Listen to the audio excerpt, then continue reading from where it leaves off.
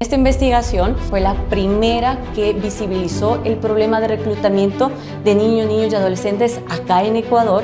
¿Cómo se estaban convocando niños dentro de los procesos criminales de estas estructuras?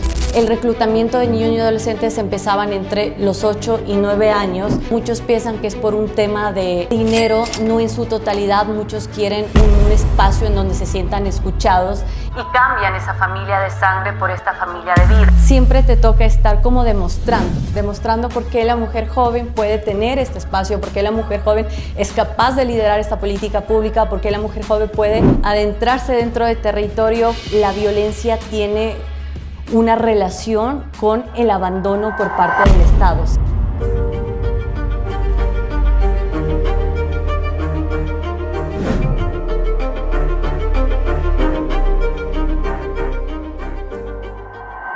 Y bienvenidos a el primer capítulo de Visiones Estratégicas. Hoy arrancamos un podcast para hablar sobre seguridad y defensa, sobre lo importante antes que lo urgente, y para esto hemos traído hoy a una experta fantástica, fabulosa, parte de nuestra red de seguridad, Katherine Herrera. Quisiera presentarte yo, pero creo que además quisiera antes de yo presentarte, tú nos cuentes un poco de ti para conocer ese personaje, tras esta figura pública que vemos siempre en las entrevistas. Y con esto, Katherine, darte la bienvenida y cuéntanos un poquito de quién eres tú.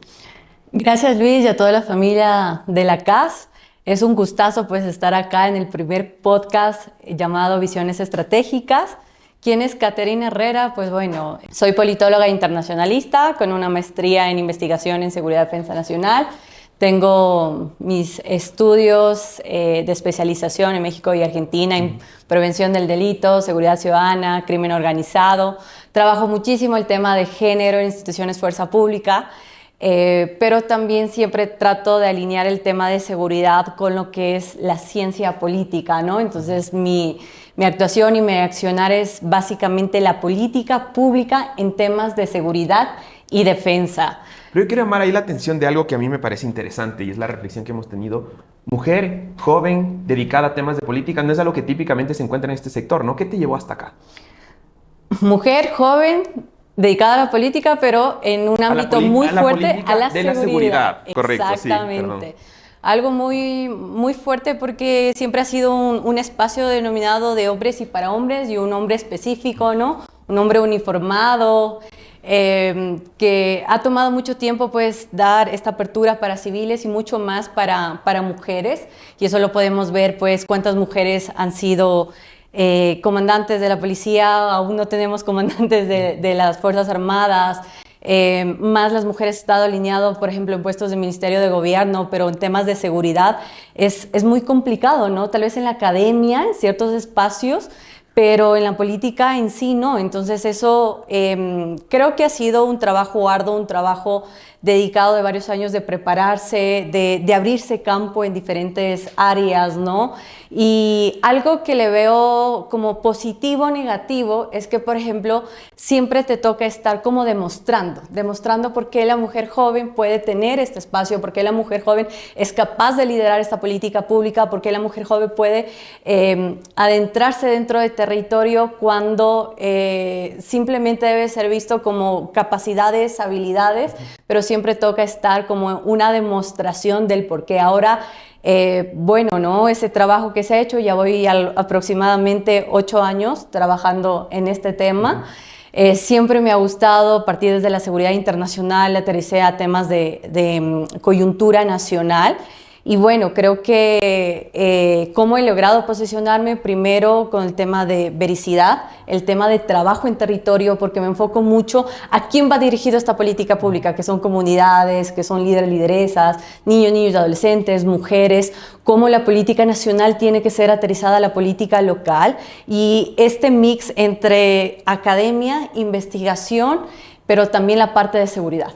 Mi admiración por eso, y además el tema que tú has mencionado, que es el ir a territorio, una parte fundamental para la construcción de una política pública o para el análisis de diferentes fenómenos, y creo que esa es la base del paper que tú has trabajado justamente, que es este estudio in situ, una prosperina de una visión de la doble criminalización, ¿no es cierto? Y esto yo conversamos antes de arrancar esto, cuando promocionamos sobre este paper con diferentes contrapartes o espacios con los que trabajamos. Yo siempre hablo de este push and pull.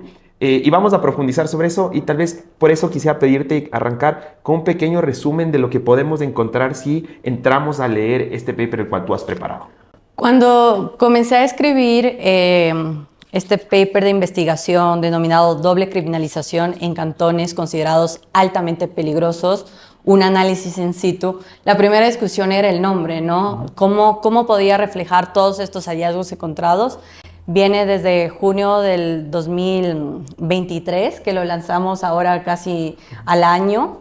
Primero iba concentrado en el tema de cómo es la incidencia de violencia en estos territorios, pero luego ya estando en territorio, porque es algo que caracteriza mucho mi investigación, mi academia, y me gusta en este tema como consultora política en seguridad pública de Estado, es que cuando tú vas en territorio encuentras que la realidad es mucho más amplia, es mucho más fuerte de lo que tú puedes ver externamente, ¿no? Y que ya hablando con otros actores eso se extiende mucho más. Y claro, ahí encontramos que en estos lugares en donde tomo como referencia Esmeraldas, Mataje, San Lorenzo, en Guayas, cantones como Durán, Yaguachi, Guayaquil, pero sectores específicos como Nueva Prosperina, en la Trinitaria, en Los Ríos y también en El Oro, ¿no? Evidencio algo muy puntual y es que la violencia tiene una relación con el abandono por parte del Estado. O sea, hay una similitud en que ciertos lugares en donde tenemos las altas tasas de homicidios o muertes violentas son lugares en donde el Estado no ha estado presente y tienen problemas de crisis económica, falta de empleo, problemas sociales, problemas de acceder y garantizar, por ejemplo, derechos a los ciudadanos que viven acá. Entonces vemos que esas falencias por parte del Estado también contribuyen dentro de estos lugares haciendo una doble criminalización, la criminalización por parte del Estado, quien es el actor que te tiene que otorgar esas garantías, esos servicios que está por Constitución y que únicamente se centra a través de una solución punitiva o securitista, que son a través de estos operativos de fuerza pública, y se olvida de otorgarte el resto de servicios, educación, infraestructura, planificación urbana, acceso a servicios básicos, derecho a la vivienda, entre otros, y se enfoca esto. Tú me comentas un poco solo para ir ahí reflexionando sobre esto que nos vas diciendo. Lo que tú en el fondo estás diciendo, bueno, son dos hallazgos importantes hasta ahora. Uno, la ausencia del Estado. La primera criminalización. La primera criminalización. Y el segundo es que los hallazgos de tu investigación son mucho más complejos o graves de lo que se está reflejando en mucha data que has encontrado. Y aquí yo quiero dar una reflexión porque yo escuchándote me llega la pregunta inmediatamente. Entonces, para solucionar el problema de una criminalización desde esta primera dimensión, desde esta primera criminalización, no necesariamente es tener más armamento o tener fuerzas armadas o policías en las calles. Estamos dando que también hay otras opciones que también hay que irlas trabajando paralelamente, o me equivoco, estoy entendiéndolo mal. Totalmente, porque la segunda criminalización que nosotros encontramos dentro de esta investigación es justamente que ante la ausencia de este Estado, que te debe otorgar todo esto, viene la presencia por parte de estos grupos de delincuencia organizada o estructuras criminales que también realizan una criminalización porque inyectan dinero dentro de estos cantones o dentro de estos sectores para generar una economía ilícita que te puede beneficiar a los militantes que están en la base de estas estructuras criminales, pero las grandes ganancias no se quedan dentro de estos lugares, sino salen. Entonces, también tú puedes ver en esta investigación, por ejemplo, que ante esa ausencia por parte del Estado son estos GDO quienes se presentan como los salvadores o aquellos que te pueden dar una solución que tienden a tener a lucrar, por ejemplo, lucrar con los servicios básicos, lucrar con el tema de un espacio, de una tierra en donde son asentamientos ilícitos, etcétera. Y claro, tú ahí entiendes que esa presencia del Estado que le hacen a través de Fuerzas Armadas o Policía Nacional no es suficiente, o sea, puede ser una solución efímera, temporal, pero a corto, mediano y largo plazo, una solución que realmente va valga la redundancia, a solucionar el problema en estos sectores, pues es una intervención integral, en donde la seguridad es la cabeza principal, pero tiene que intervenir otros ejes como el eje educativo, el eje de planificación, el eje de política pública de agua, el tema de corrupción, que es muy importante. Hay un tema de gobernanza de seguridad y claro, eso se necesita cuando se identifica una prevención de inteligencia, es decir, en estos sectores, cuáles son las problemáticas más fuertes que tiene y cómo el Estado puede intervenir. Entonces, tenemos en Durán que hay problemas de asentamientos irregulares, ¿ya? Tráfico de tierras, tenemos el tema de los tanqueros de agua que han participado con estos grupos de delincuencia organizada. En Nueva Prosperina tenemos también el tema de infraestructura fallida, el tema de poco acceso a servicios básicos. En Yaguachi tenemos instituciones locales fallidas, cosas así. Entonces es identificar cuál es la problemática como ciudad que más está afectando y que contribuye para que se siga manejando esta ola de violencia, y tú como Estado, ¿cómo puedes intervenir? Y no lo puedes hacer únicamente como gobierno central, sino aquí ya viene algo muy relevante, que es el trabajo articulado entre el gobierno provincial, gobierno local, gobierno central, que de acuerdo a sus competencias puede intervenir en ese lugar. Yo creo que esto que tú estás mencionando es muy importante porque nos comienza a dar ciertas reflexiones que deben estar en el debate público. Y lo primero es la intervención coordinada de los diferentes niveles de gobierno, ¿cierto? Los roles que también puede tener la sociedad civil y los roles que tienen los académicos a estudiar estos fenómenos y dar también respuestas ante esto. Hay varias de estas implicaciones que tú has dicho, estos hallazgos, y eso es lo que ahora me interesaría conversar un poco. Tú nos has mencionado varios de estos hallazgos que has tenido dentro de la investigación. Y mi pregunta es, ¿qué implicaciones tiene esto para el Estado? Además, tú dentro de tu paper has mencionado también algo fundamental, que tú mencionabas además cómo se estaban convocando niños dentro de los procesos criminales de estas estructuras. Y esto representa también una alternativa económica para ellos, ¿no es cierto? Es decir, están percibiendo ingresos. Y antes de ir contigo, tú mencionabas que el dinero, los recursos que generaban, no se quedaban necesariamente en estos barrios. Eso quiere decir que aun cuando estas estructuras criminales están reemplazando la presencia del Estado, tampoco es que hay que romantizarlo, y sí lo que lo están reemplazando como una alternativa al desarrollo de estos sectores. ¿Cómo estás viendo tú esto? ¿Cuáles son las implicaciones de estos hallazgos? Cuando yo menciono de doble criminalización, es por parte del abandono de ciertas acciones que hace el Estado.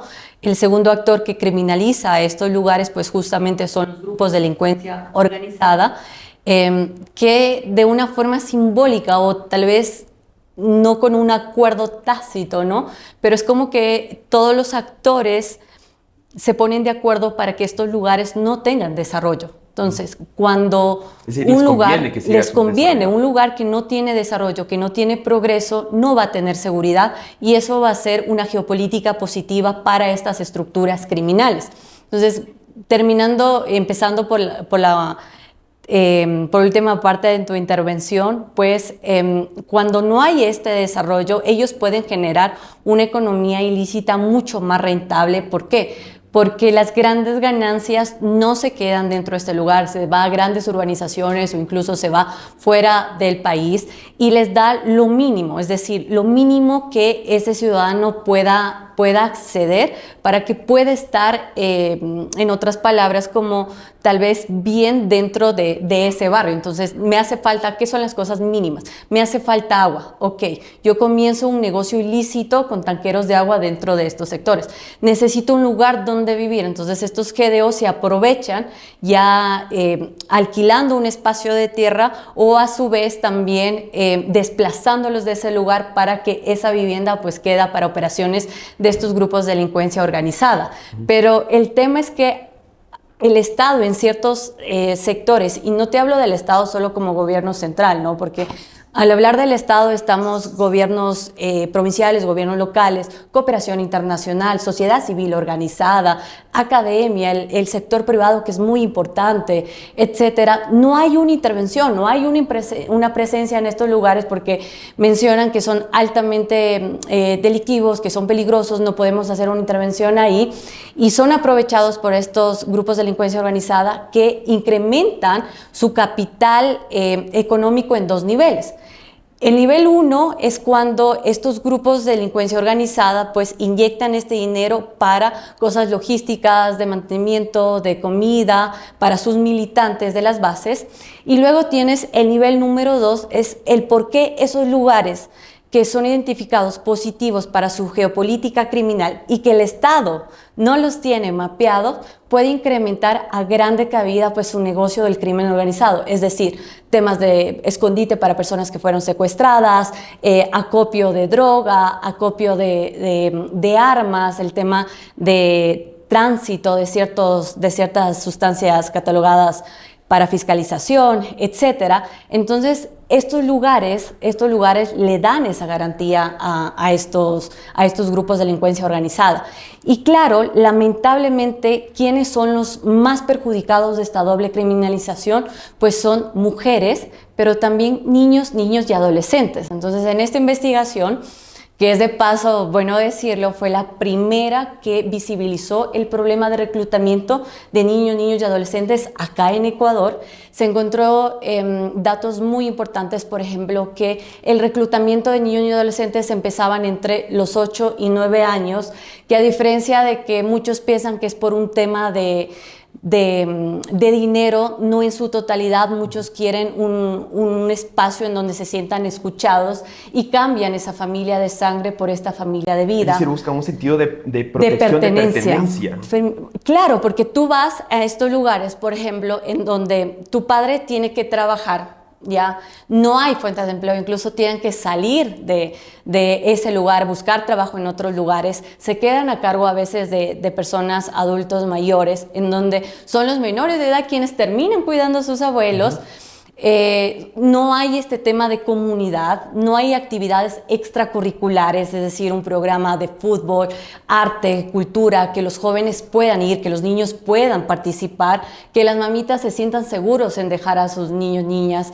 Entonces, son estos grupos de delincuencia organizada que se aprovechan y les dan escucha. O sea, lo más importante que ellos quieren es un espacio en donde ellos puedan ser escuchados, en donde se sientan que son protegidos, en donde se sientan que pertenecen a ese lugar. Y claro, una vez que ya pertenecen a estos grupos de delincuencia organizada, es muy complicado que puedan nuevamente volver a su familia de sangre, ¿no? Y es una cosa muy curiosa porque en esta doble criminalización te decía que hay la ausencia de ciertos derechos, ¿no? Como la educación, como salud, como trabajo, etcétera.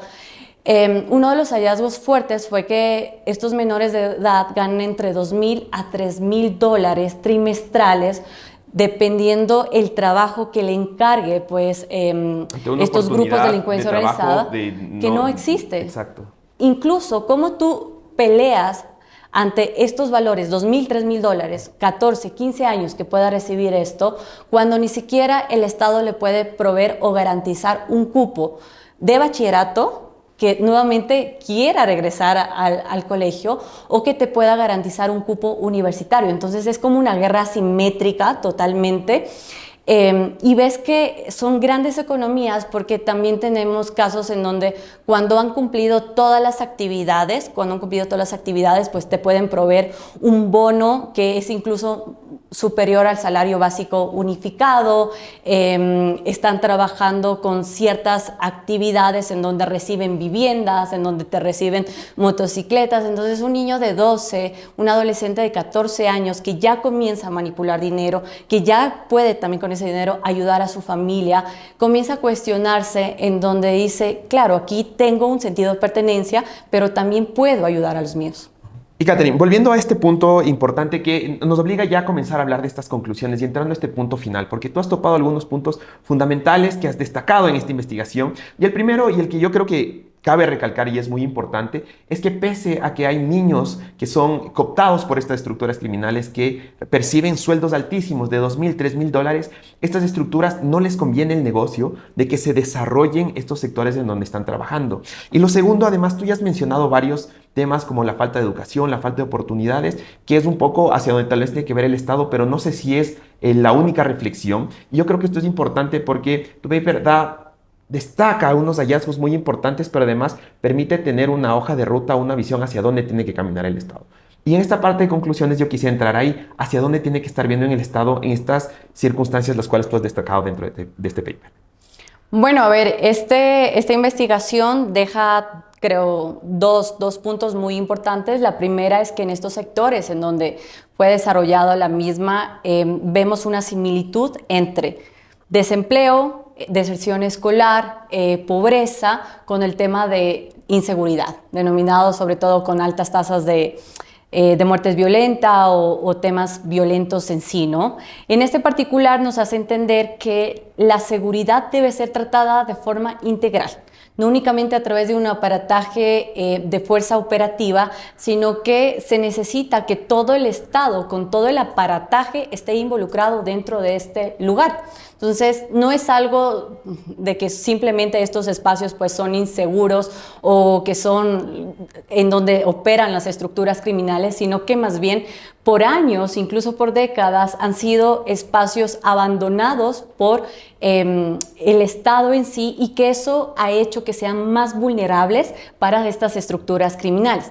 Y el segundo hallazgo importante es que justamente los más vulnerables para que sean captados por estas estructuras criminales son justamente los niños, niñas y adolescentes, porque implica mano de obra barata, implica que una manipulación fuerte, una lealtad dentro de estos grupos de delincuencia organizada, el tema de doctrina, y eso te hace reflejar que aparece una tercera discriminación, que es la discriminación por parte de la sociedad, que la sociedad tampoco les damos la oportunidad a las personas que viven en estos sectores, con darles un trabajo, con darles un acceso a la educación, que puedan incluirse en otros espacios, porque ya tenemos como generalizado que quienes viven en estos lugares pues participan o de una u otra forma.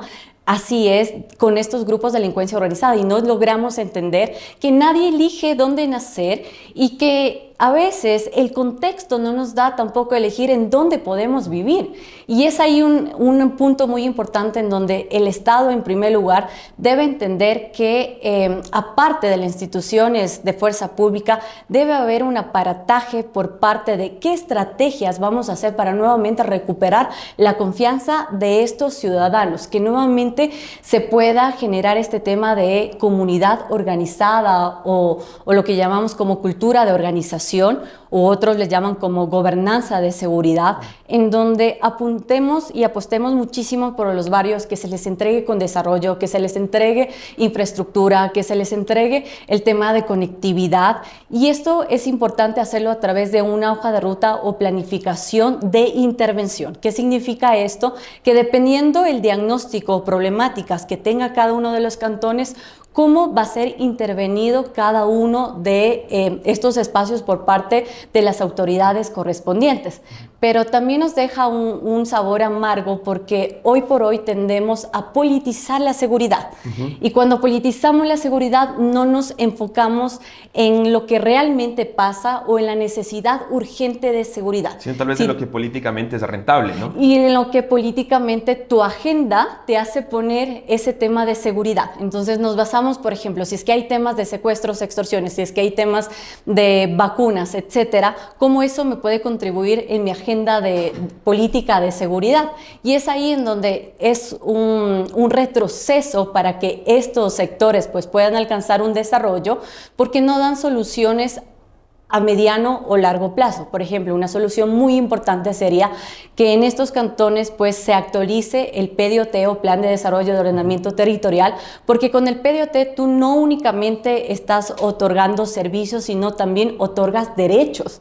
Con la ampliación de la línea urbanística, con el tema de capacitaciones y prevenciones dentro de estos lugares. Por ejemplo, nosotros tenemos muchos temas de capacitaciones en liderazgo político, en liderazgo de temas de seguridad, etcétera, pero ¿por qué no hacer una capacitación o una intervención con los líderes comunitarios? Porque son ellos los que van a cuidar, son ellos los que van a proteger estos sectores. Y claro, a la par no podemos olvidarnos de una intervención operativa, porque, por ejemplo, en temas de Nueva Prosperina o Durán o Esmeraldas, por más que tú quieras ir con un aparataje de educación, cultura y estos temas, si tú no desarticulaste esas estructuras criminales, si tú no acabaste, si combatiste el nivel de violencia y quiénes son los operadores de estos lugares, terminaste con la logística, terminaste con su comunicación, pues todas esas buenas intenciones no van a tener un resultado a corto o mediano plazo, sino van a ser solo soluciones efímeras, momentáneas, porque ¿quién va a seguir tomando el control y quién va a seguir teniendo el control ahí? Van a ser justamente estas estructuras criminales. ¿Por qué? Porque la población no tiene otra opción. Si tengo que vivir en este espacio en donde el Estado se ha olvidado, no me otorga estos derechos y tengo este grupo de delincuencia organizada que para bien o para mal tal vez puede darme alguna fuente de ingreso económico, y si digo algo me pueden amenazar y hay mucha presencia o mucho sentido de un tema de impunidad, pues poco o nada se puede hacer. Y esto solo es un abreboca de lo que está contenido dentro de este paper que hoy hemos analizado un poco, y sobre todo les invitamos a todos ustedes a leerlo, a revisarlo. Esto lo pueden encontrar en la página de CAS Ecuador. Además pueden seguirnos en nuestras redes sociales, pueden seguir a nuestra experta que están apareciendo sus redes sociales en la parte de abajo, pero además invitarles a estar atentos sobre las actividades que tenemos. Catherine, agradecerte mucho por este espacio. Gracias a ti. Contento de conversar, y a todos ustedes invitarlos a seguirnos en nuestras redes sociales. Esto estará montado en YouTube, en Spotify y también en nuestras demás redes sociales. Hasta una próxima ocasión. Muchas gracias, Catherine. Recuerden que la democracia es responsabilidad de todos. Muchísimas gracias a todos, y sigan las redes sociales de la CAS, mis redes sociales, y justamente si es que nosotros no cambiamos la mentalidad desde nuestros espacios, es muy difícil que tengamos barrios, ciudades o países seguros. Hasta aquí este podcast. Chao.